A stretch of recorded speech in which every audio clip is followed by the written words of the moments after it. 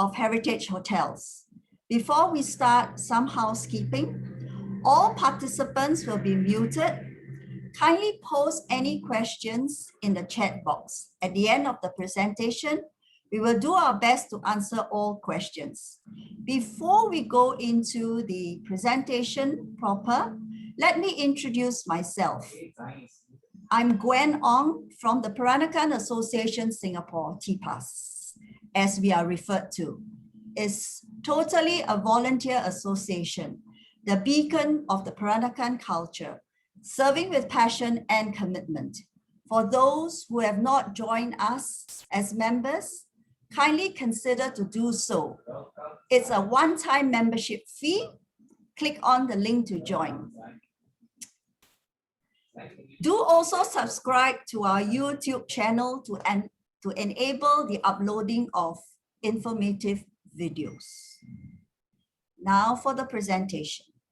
I've had the opportunity of staying at the 7 Terraces twice.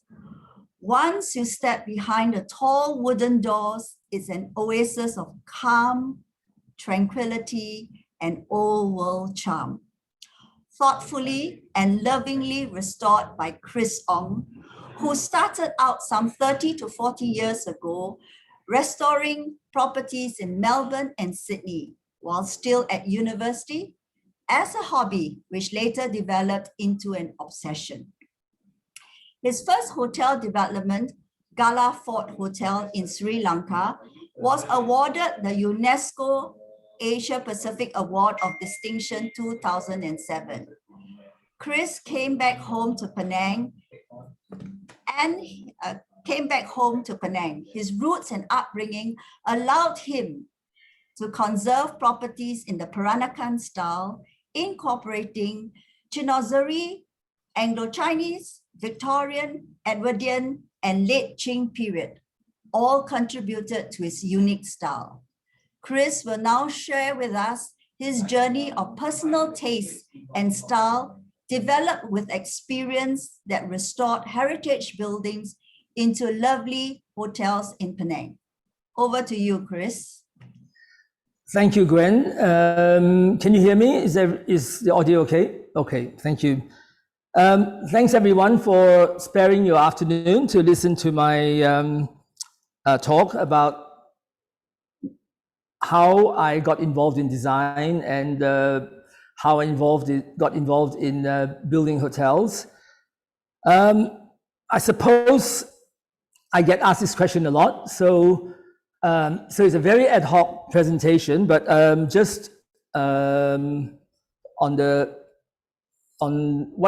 a brief structure of what I'll be talking about.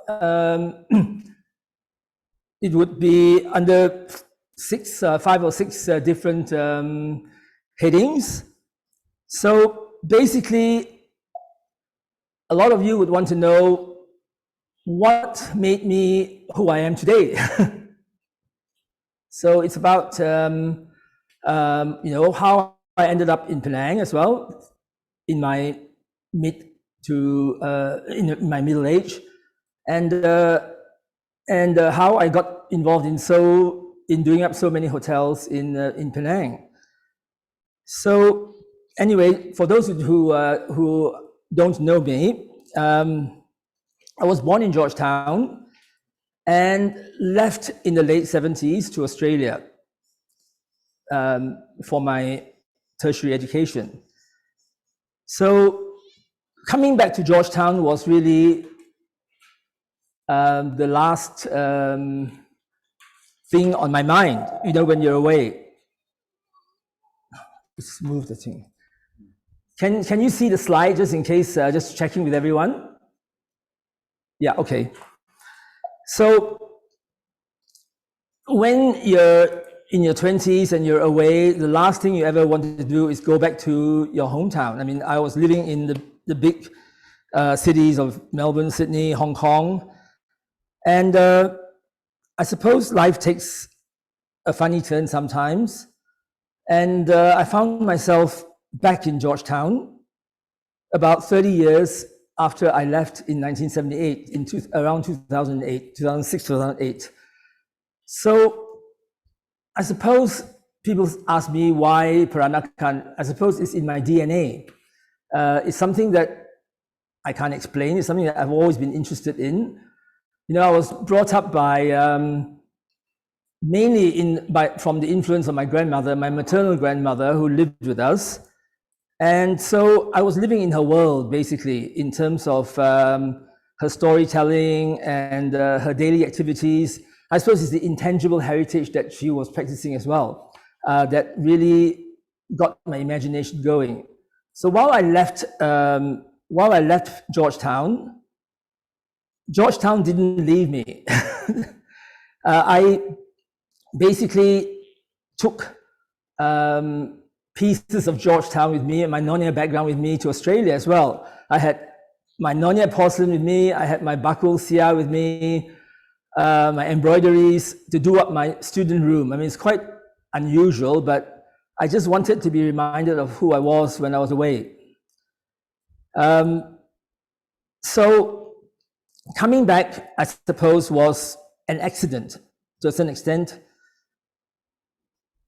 My father died in 2004 quite suddenly, and I just then had a wake-up call that, gosh, I've been away so long and they've grown so much older and died so quickly.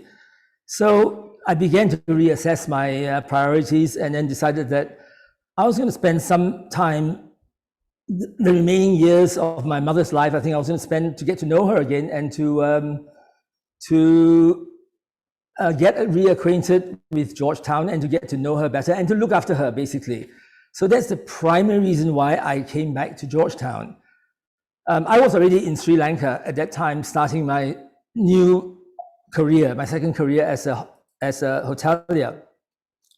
Previously, I was with Bankers Trust as a investment manager based in Sydney, managing a couple of billion US dollars of unit trusts invested in Asia. So I traveled around Asia quite a lot anyway. And so primarily it was family and fulfilling my filial duties and responsibilities. But also, when I was back here, it was the right time, given that it was the middle of the, I was right in the midst of Georgetown being inscribed by UNESCO as a World Heritage Site. Now, I never had any investments in Georgetown. I was just always a bit skeptical about, you know, the way the town was, the city was growing. And, you know, right throughout Asia in the 70s and 80s, there was really a lot of ugly developments everywhere. And I thought, okay, now that UNESCO has inscribed this will be locked down, and let's see what we can do. So the first thing I did when I came back here was really to find my own place. I couldn't live with my mother. She didn't want me to be around so much because I was redecorating her apartment every month, and that drove her crazy. So I thought, okay, it's time that I found somewhere to call my own. And the first thing I did was obviously to look into the street where I suppose my mother was born, and the street where I passed every day to go to school. I went to St. Saviour's down the road from Muntri Street, the back entrance. And I did actually find my first home in that street. It wasn't easy, but I did find a beautiful home just across from my great-grandfather's house. So my early influences was, you know, obviously come from a Peranakan family, and it's in my DNA. And, you know, Georgetown never left me, even though I did leave Georgetown for a while. And I've always loved the old architecture, and I've loved the intangible heritage, all the practices that were carried out even as late as the 70s. So what actually is lost in Georgetown is not so much the material things like the architecture, the buildings, etc. What is lost is actually the intangible heritage, what's endangered, because I would walk down the street on Chinese New Year, or just an example, or for the night during the Bai Qi Gong night.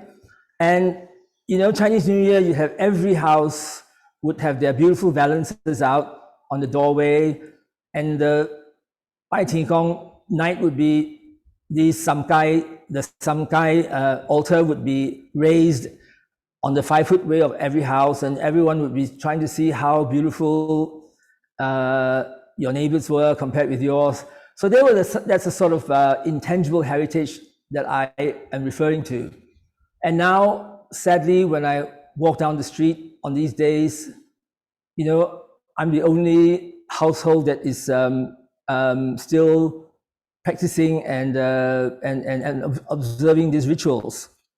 So for me, the whole idea about restoring these old buildings is not just the material, but it's also the intangible things that I'm doing that gives me pleasure and gives me some hope that the younger generation will learn and will find some purpose in all of this. When I do my videos about these practices and these cultural traditions, I try to actually put on a contemporary explanation as to how I see why is it relevant and how I see it being relevant today, so that you know, there's a sense to it. There's a sense to it all. So going back to the sort of hotels that I've done in the last decade or so. So basically, I did my home, and then I did Clove Hall was my first property, but my first boutique hotel. But it was for me a transition from Sri Lanka to Georgetown. In fact, Clove Hall was restored before the UNESCO inscription was done. And this was a carryover from my Sri Lankan period. I will call it my Sri Lankan period because Clove Hall, when I first saw it, reminded me very much of the first boutique hotel I stayed in Galle when I went there to survey the scene. It reminded me of the Sun House, which was up in the outside of Galle Fort. And so, you know, I had actually brought back a lot of Dutch colonial furniture to refurbish the place as well when I was doing it up. So while it looks like a Singapore black and white house, it also, I suppose that style was carried through the whole British colonial Asia. So that was before I started on the whole Peranakan style, I would call it. So we go through some of the things that I've done here. So in probably a chronological order, so there was my home, and then there's Clove Hall, then there's Muntri Mews. Now Muntri Mews, when it came up for sale, was just extraordinary. It was where my great-grandfather had his garages, the house is right next door, and my mother used to tell me stories about how they would summon the driver who was living upstairs to get the car ready for her to go to school. So they were originally built as mews, which means that they were for communal storage for horse carriages in the street. I mean, that was just extraordinary how much foresight there was. But let me tell you, it is almost impossible to find a photograph of old horse carriages in Georgetown in the 19th century or early 20th century. There were obviously very few of them around. And the mews here is actually only for the storage of the carriages. The horses was in the next little lane up the street. So when you wanted to use your horse carriage, you had to bring the horse out from the other back lane and connect it to the horse carriage from the mews here. So when it came up for sale, it was very reminiscent of the old days. I mean, the old days for me was like when it was slum housing, and the first shop there was selling ice, full of sawdust, stored in sawdust.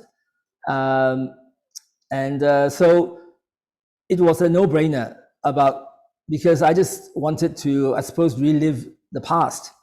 So when I did that property up, it was, and it is, it does not look any different from how it was built, because I kept the envelope of the building intact and just basically turned the rooms into accommodation or as F&B outlet space downstairs, public space downstairs. Now, of course, when I managed to acquire my great-grandfather's old property, people who've been there in the early days would realize that there was not much of a public space there. But now, I suppose there's an overkill. There's a whole lot of public space, because the whole downstairs of the house next door is the public space for Muntri Mews. The surprising thing is that the house, great-grandfather's house, was run as a backpackers for over 25 years, actually. But when I went in to start restoring the place and tear down all the small rooms, there was very little that I had to do, because the renovations were done with such great quality in the 1910, 1920, when my great-grandfather Ong Hok Tai bought the property, that the contractor said to me, actually, what's there to be done here? So I just basically simplified the layout and put in the en-suites into every room. So I found that as I got more experience in terms of restoring these old houses, I'm doing much less to them because I'm just appreciating the beauty, the original layout, and also the structure of these places, how they were so built for natural ventilation, etc. So the lower photograph there in Muntri Mews is what the place looked like when we took it over. So it was like a very original building, and it's really quite remarkable to have some of these mews still in Georgetown.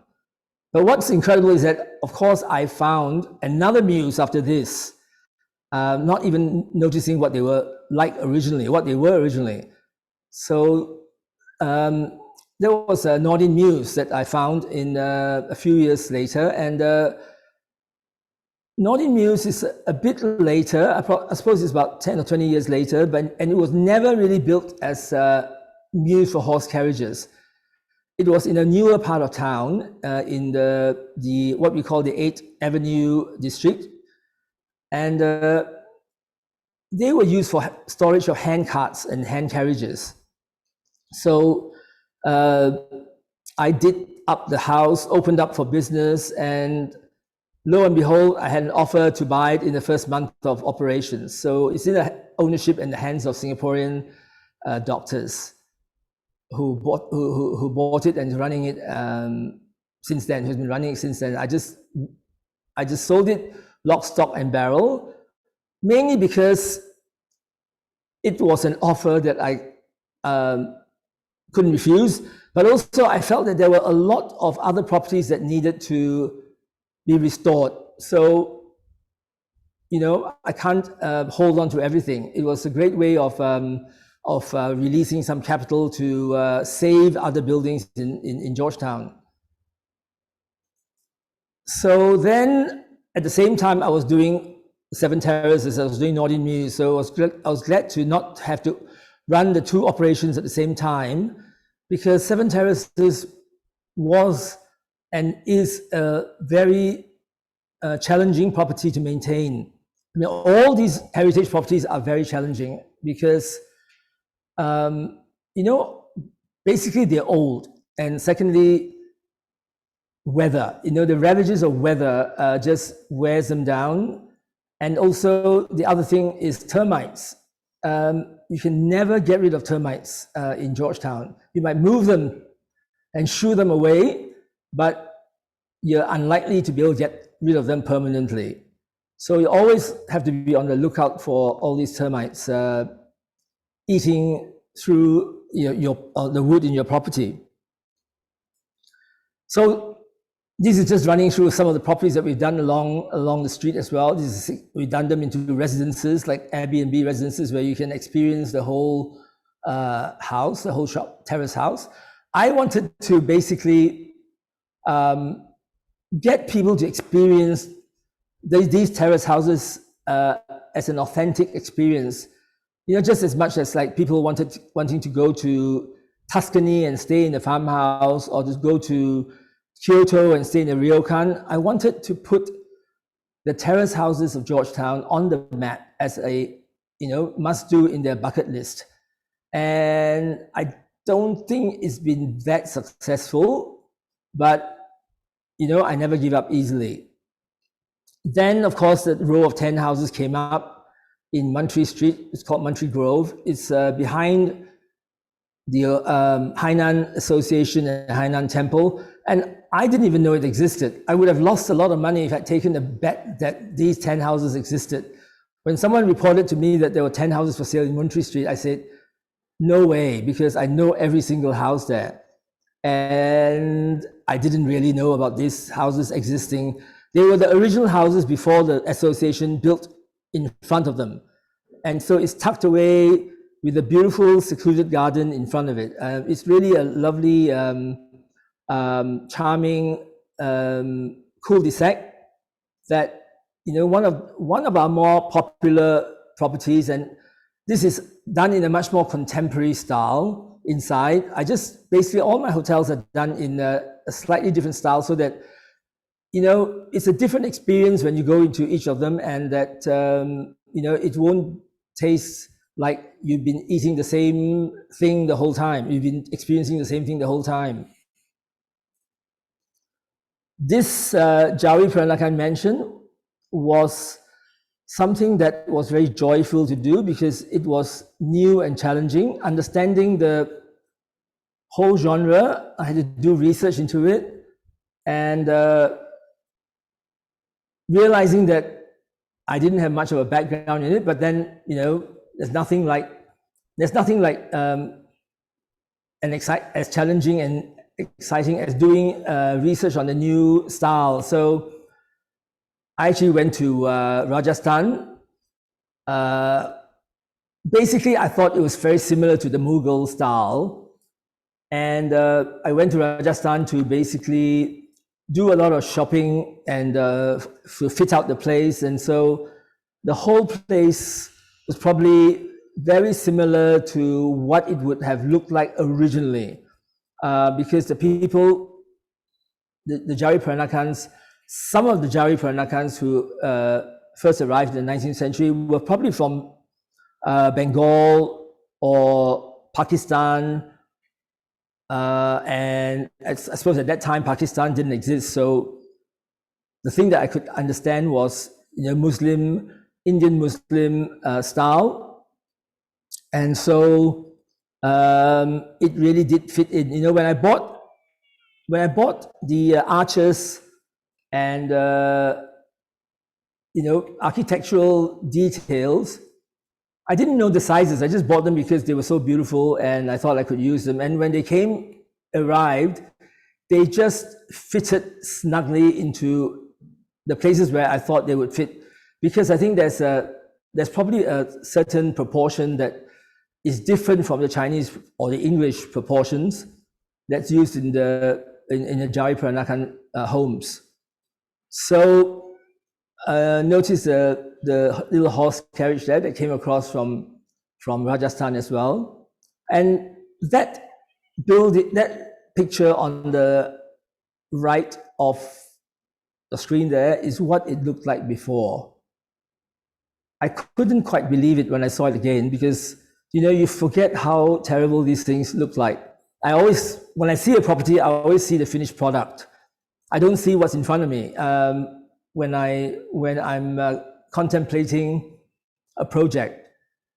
So that's probably the body of work that I've done, including some of these houses that I've had for storage or for staff use. So some of these very expensive terrace houses in Georgetown are being enjoyed by the foreign workers. So when I look back at my style and my body of work, it's basically three distinct phases. One is called my Australian phase, and when you look at the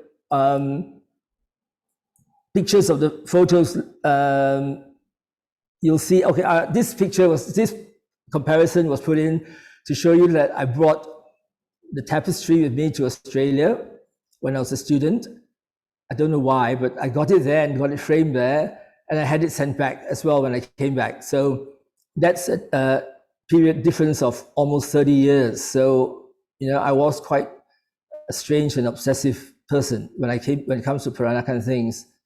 And I added, actually, I had to say that I was always searching through the auction houses in Melbourne to find treasures that were brought earlier by the Malaysian or Singapore migrants to Australia, and that were subsequently sold off by the children. And I felt that they should come back to Malaysia. So I brought back quite a lot of things that were sent over there and brought over there by the migrants in the 60s and 70s. So if you look at these are only some of the houses that I've done. And if you look at the style, this is just taken from Google Map right now. And they look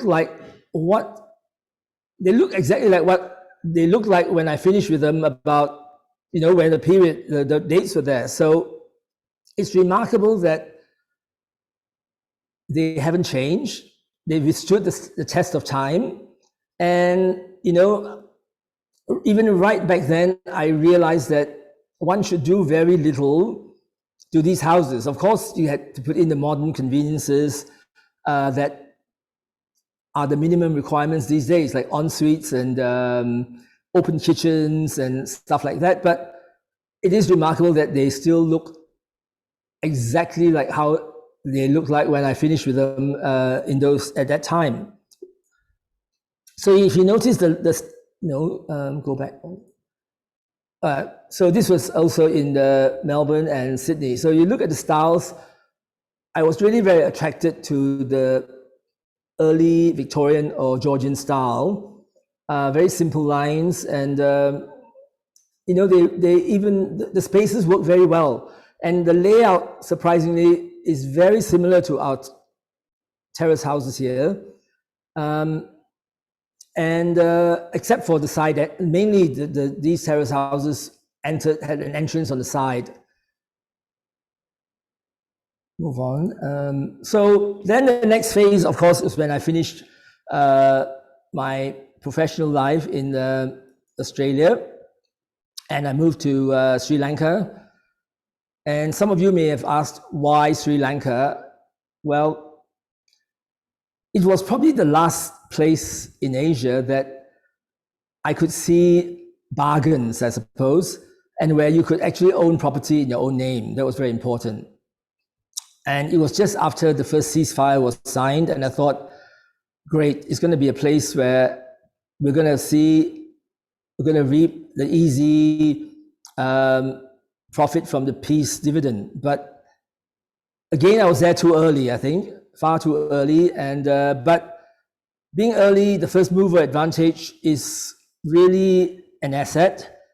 We could buy choice properties at really very, very cheap prices. So, I left Sri Lanka basically about a decade later, sold off my investments, and in the 10 years, things had gone up about 500%. So it was quite remarkable. Again, you look at the photographs there of the Galle Fort Hotel. I actually did very little to them. Cleaned them up to expose the beauty of how they were built in the first place. Then, Gwen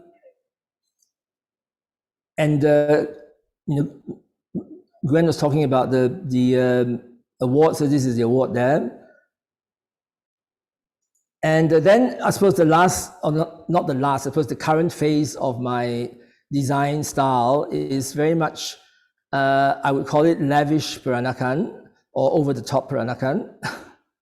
So I've gone through a whole lot of different phases of design, and this is where I feel the most comfortable, because I'm not always trying to restrain myself. I'm not always trying to do a style that other people would like. I'm just doing a style for myself. So the before and after shots of Seven Terraces, as you can see up there, is quite amazing. The state of dilapidation, and also the state of the length of the state of dilapidation. They were like that for decades before I bought them and started work on them. So the height and the whole envelope of the building has remained the same. Basically, we've joined up the terrace, the courtyards in the center.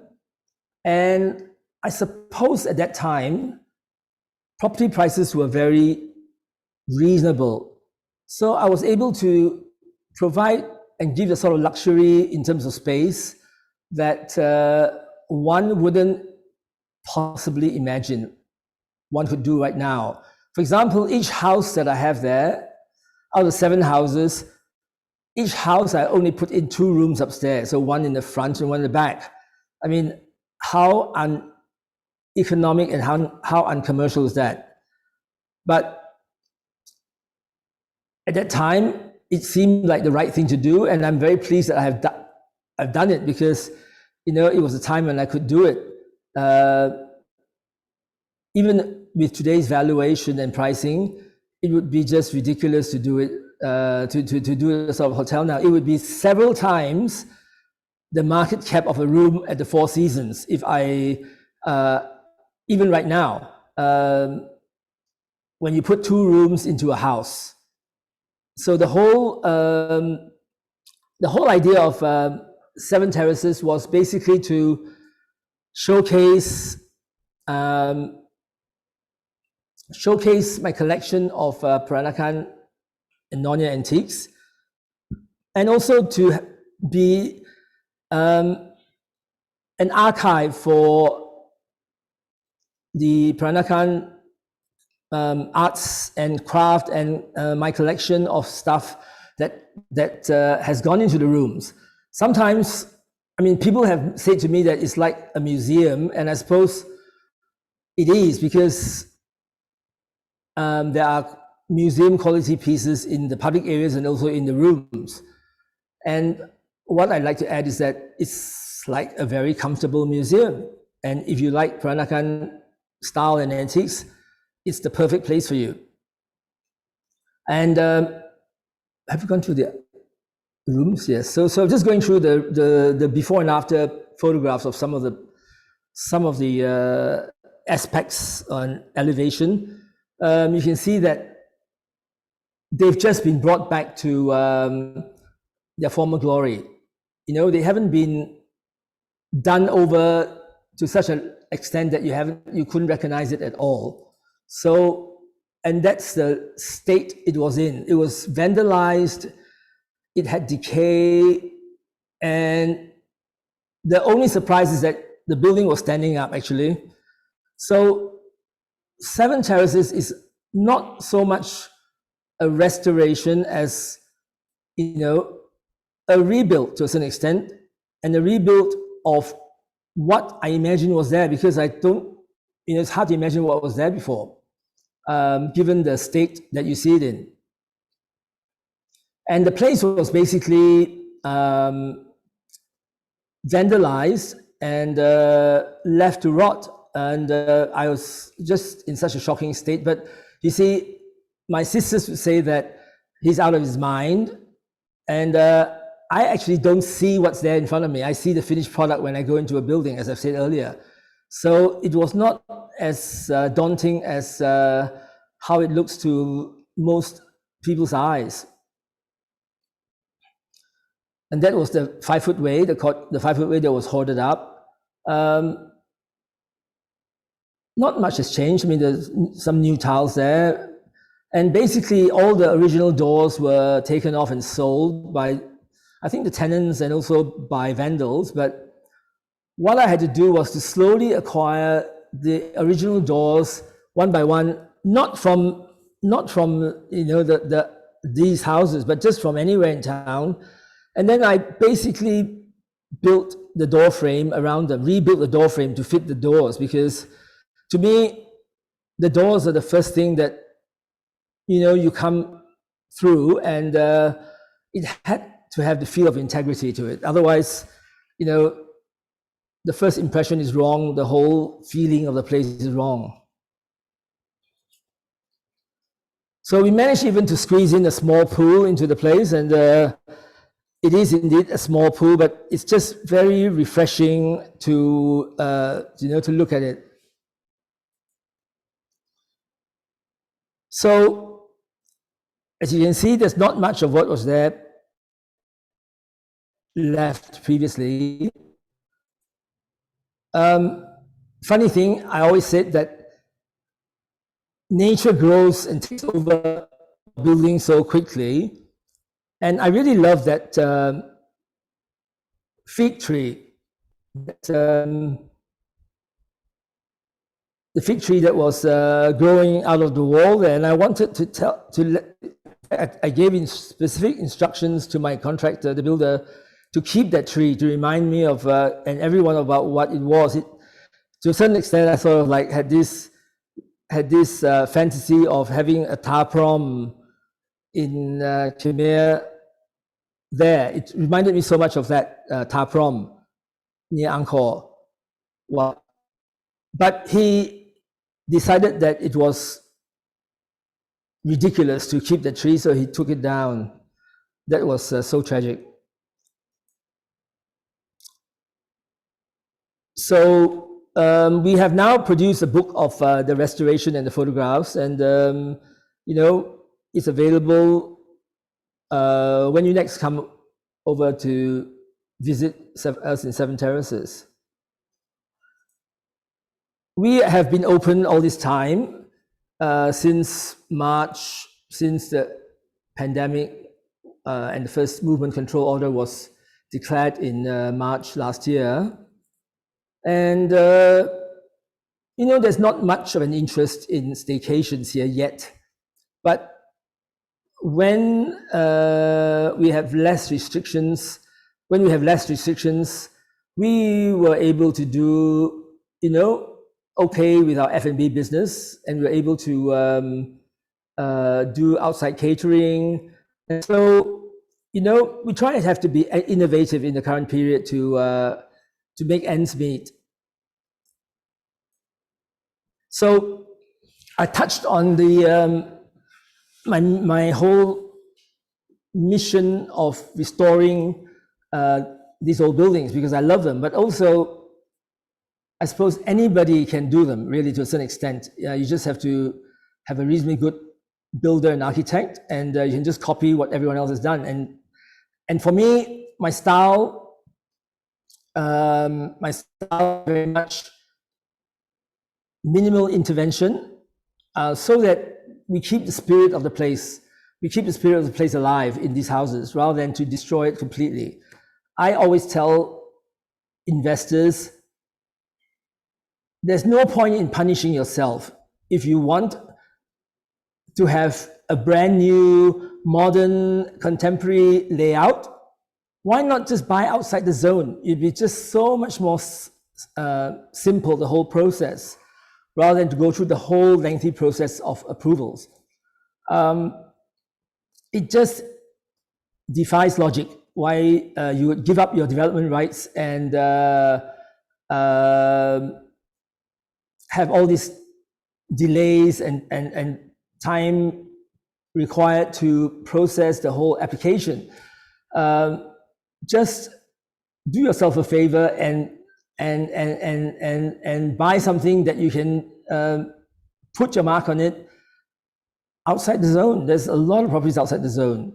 So the irony, of course, is that now, the heritage zone, which was the first area that was settled in Georgetown, in Penang, is probably now the lowest density, the lowest area of density in Georgetown because of the height restrictions and the less number of people that are actually housed in these old properties. A typical average terrace house, I refuse to call them shop house because not all of them had shops downstairs. These terrace houses used to have extended families, between 10 to 20 people, including the staff, in each of these households. And now, if you run them, like how I've done them how I run it in Georgetown, in 7 Terraces, it's only 2 rooms. So there's far less impact on the environment. It's infinitely more sustainable than, to crowd a lot of rooms into these places. I think that it's one of the quieter places to stay on Penang Island, actually, the heritage zone. So here, basically, I'm going to play a video that I did earlier this year. And these are all done in-house by our very talented in-house videographer, who's also a manager. So today is the start of... And basically, it's I'm trying to preserve and document oral history, but also the practices, the tangible heritage practices and our cultural traditions, so that future generations can sort of make sense of what was happening. So I'll just shut up for a minute while you watch this for the next 2 minutes so I can get my voice back. I suppose the kitchen god taking his annual holidays, going to the next realm, and then putting in a report card for the household. The Gui or the Nian Gao is meant to either sweeten his report card on us throughout the year, or it's to be so sticky that it would make his mouth close. It would stop his mouth from opening up, so he wouldn't be able to say anything at all. I suppose morally it's about people being aware and being more aware of what they're saying in the household and fights and etc. because there's someone listening. I suppose that's what it's all about for me. The normal send-off is about, we would have the samseng, the 3 lives. We would have the cuttlefish there as a live, as a seafood, instead of the duck. The normal samseng is the duck, the chicken, and the pork. And sometimes a slice of pork will suffice. Now this kitchen god plaque here is well over 100 years old. It was here when the house was first occupied by the occupants who sold it to me. I mean, they had been here for about 90 years.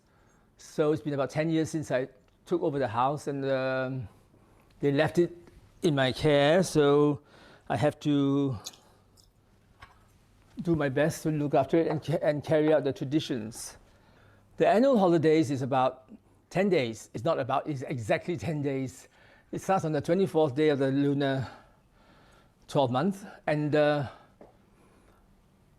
kitchen god descends back into earth on the 4th day of the new year. So depending on whether there's 29 or 30 days in the 12th month, it's either 10 or 11 days. So may we get a blessing and a right report card from you, and to have a good holiday.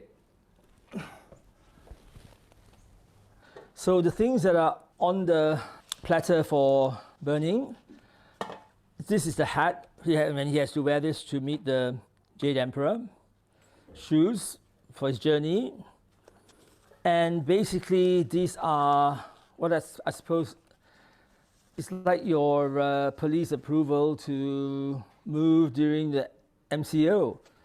This is a rites of passage to go up there, and there's another approval permit, I suppose, when she's coming down, which is green. So it's red going up and green coming down.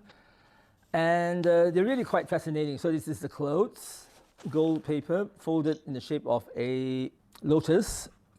So we will send him off on his way.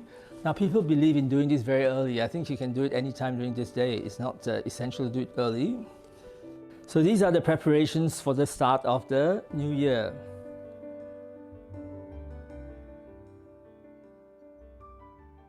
So I hope you found that informative and a bit of light-hearted banter there from me. And just to show you the sort of things that we are bringing back to Georgetown,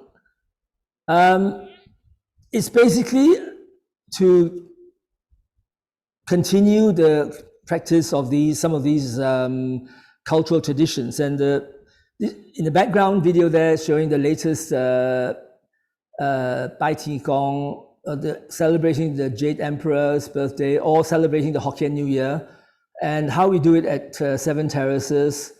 And it's open to the public.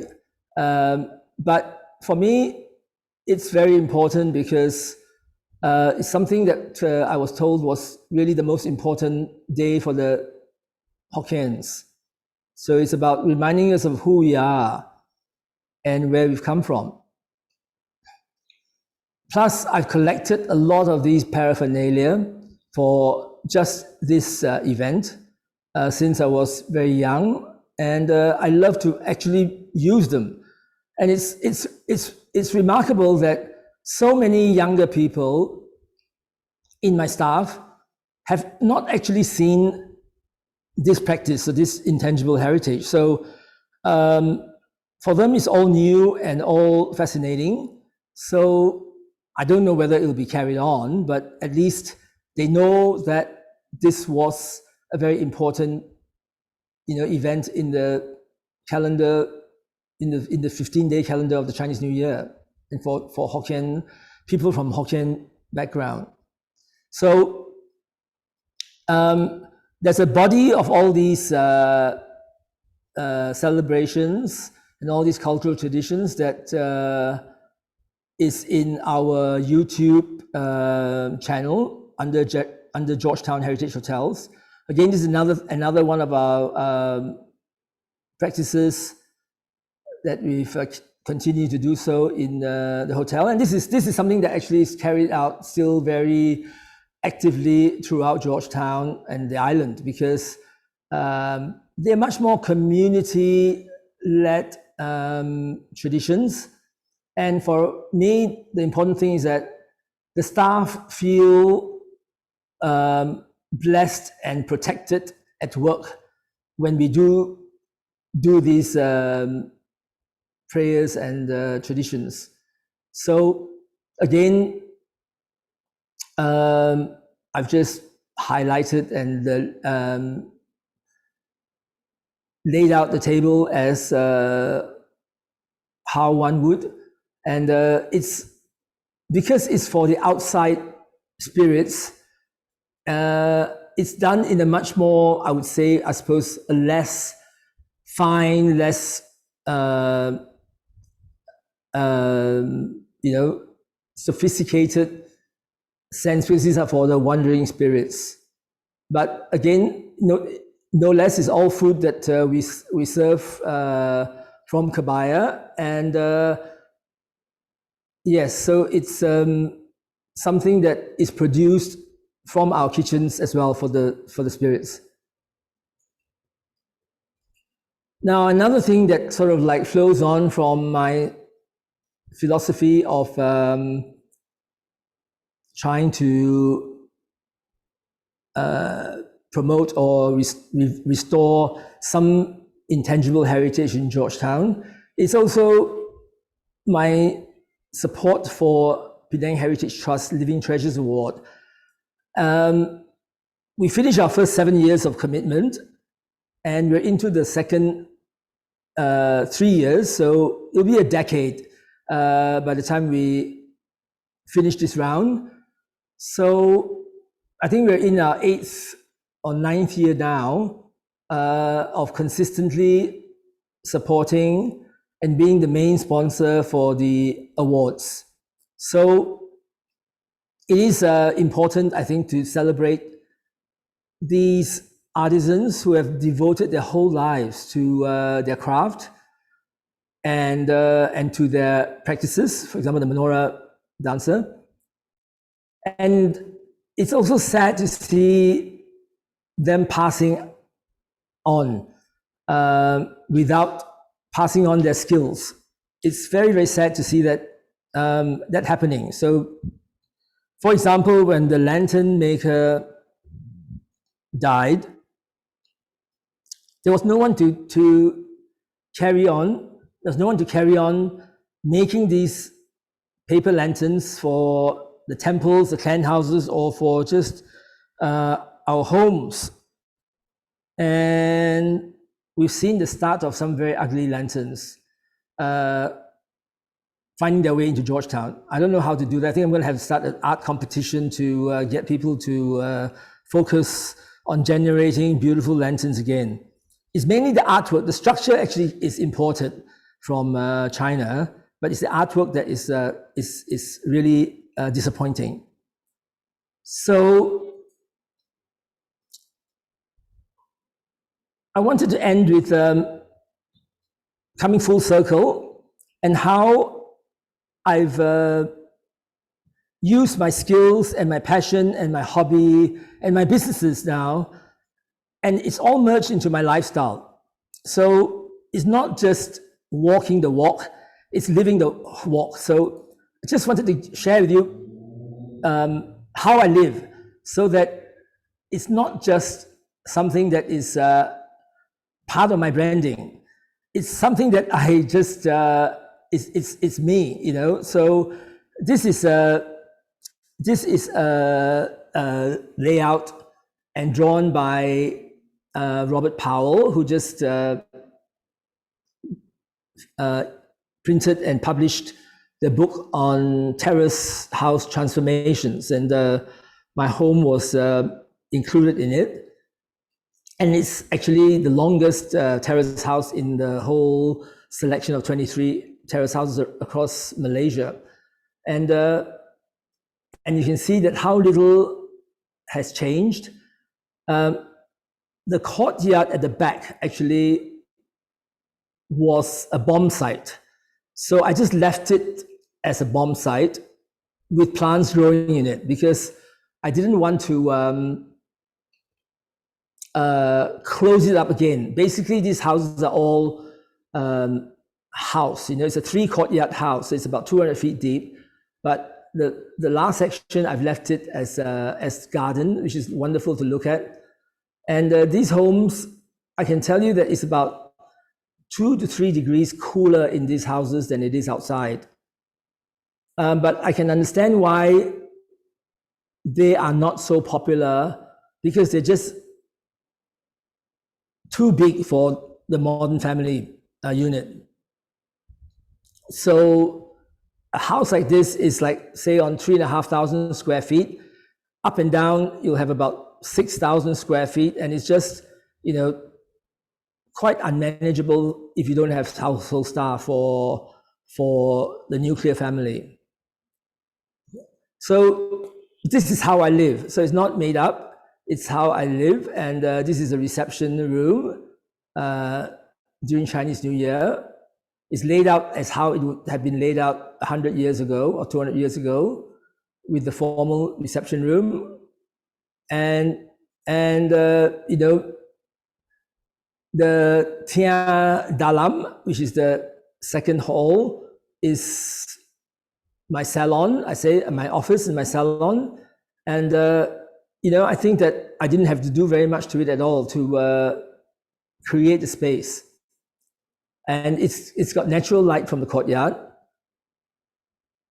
And also in my home, I've set up a wedding suite. And why? I suppose because I've collected so much furniture, wedding furniture. And also, you know, to a certain extent, I wanted to remind myself of my roots.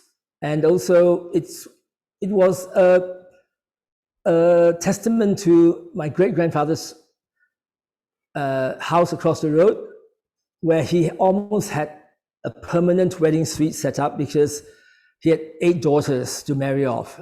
So there was always someone using the wedding suite. So I thought that was quite an interesting way to remind myself of him. And that's my dining room.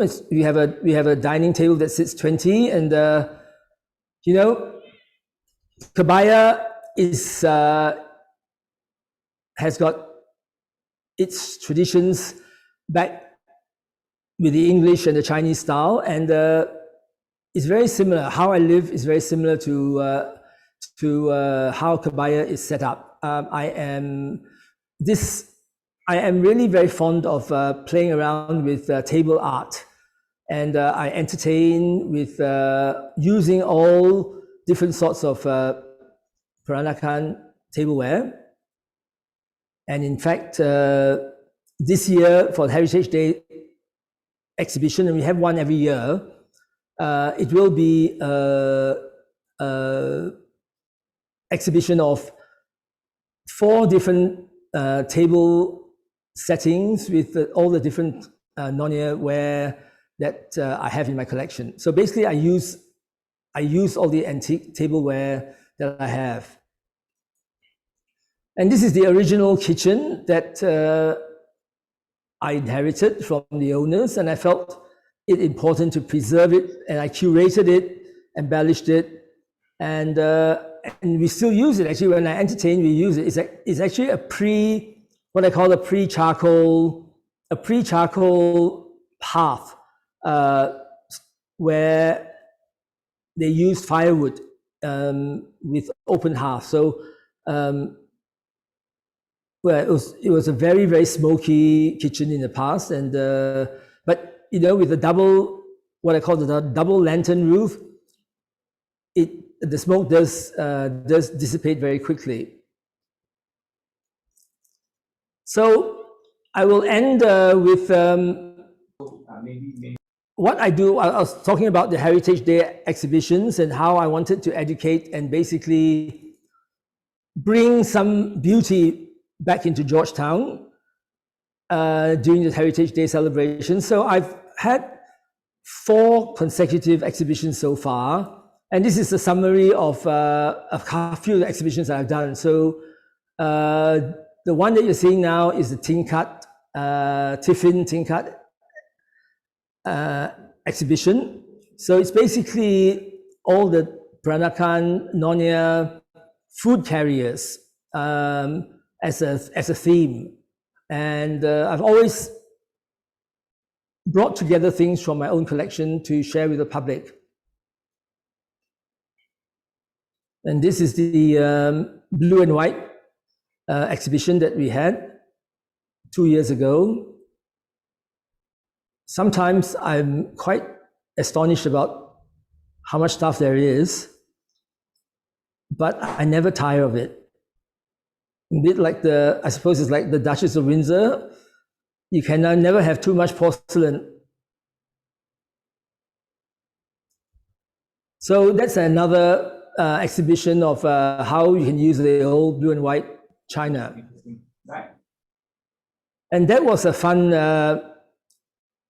exhibition I had. That was not for the Heritage Day. I think it was for Chinese New Year. And again, I just surprised myself when I dug all these out, and it's so pretty and colorful. And you know, as a teenager, I was totally fascinated with all of these and used to peer into people's doorways at Chinese New Year. And now you can hardly ever see, you know, even one of these in existence. So to a certain extent, the exhibitions that I do is just to let people have a glimpse of what the beauty about the beauty and the objects of art that we've had during the Peranakan period. Anyway, that's the end of my talk, and just as well because I'm running out of voice. And Gwen, so thank you. I hand it back to you for questions. Right. Thank you, Chris. I think I've for kept such a to my fascinating time. presentation.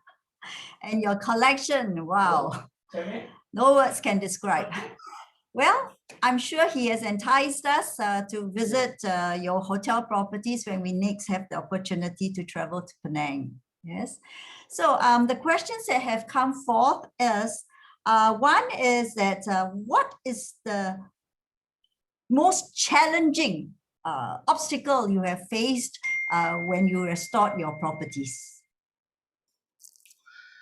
I think approvals from the authorities is always challenging. I know. Mary, we never talk about You know, it's just a very laborious process with many, many steps. And you do need to have stamina and tenacity to get through the whole process. same color and this thing. Okay? Right. Well, of course, Thank you. we do agree And this is to do with purchasing of properties. Is buying heritage properties in Penang based on current market price worthwhile and to be considered as a worthwhile investment? Right? So, yeah. Well, any investment is based on demand and supply, right? So the supply is finite. So, you know, demand comes and goes. There's not very much demand right now. So I would say that it is always a good time to buy something when the demand is not there. You're not chasing, you're not in a buyer's market. So I think that also when you look at valuation of Malaysian property in the whole region, it is at very, very low levels, relatively. I remembered back in the 90s, for example, property in Australia was about the same price as it was in Georgetown. And now it's like 5 to 10 times more expensive. So in real terms, it's a lot cheaper here than it is anywhere else in the region on a per square foot basis. So that's why I think it consistently comes up in the top 5 best places to retire. I mean, besides the medical services that are available here, I think that it's always, for me, it looks like a relatively inexpensive place to buy a property. Having lived, you know, in many cities in Asia. Which brings us to the next question, Chris. There's this question: would you care to invest outside Penang in the near future? I made that decision when I chose the name of my website, and that was Georgetown Heritage, because I just wanted to be pretty hands-on and have control over what I'm doing. Otherwise, it's meaningless. I mean, you know, I'm not. It's obvious that I'm not doing it just for the profit. That it's part of also trying to conserve and keep in place the Peranakan artifacts and heritage that's still in Georgetown. So I think my mission is very much focused on what it is. It's taken a while to sort of like focus on what I want to do. And that's really the gist of it. Okay. Now, an interesting question. Can you, how do you compare investment banking versus collect? Are they on the same level? You know, I think that to a certain extent, it's an asset class, you know, a more esoteric asset class. And it's probably more difficult to assess antiques and I used to assess companies, I can tell you, because it's hard to predict what the interest will be outside of your community. Say I collect Peranakan antiques, but I do it for a purpose. It's not for resale. The ones in my permanent collection. And it's not like when you feel that it's underpriced, it's not like you feel you can go out there and buy a lot of it. Collecting art is about, I suppose it's not really not comparable, because it's about collecting something that you love rather than collecting something that you think is cheap. But I sometimes combine the two together.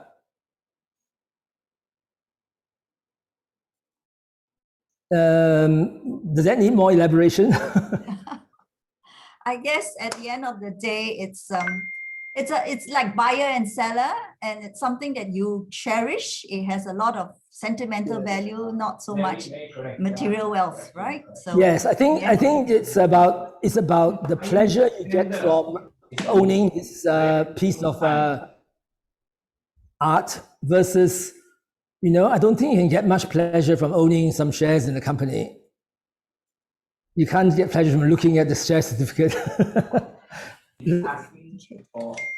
Now, there's this last question that have you seen the houses at Emerald Hill in Singapore? Are there any similarities to the houses that you have done in Penang?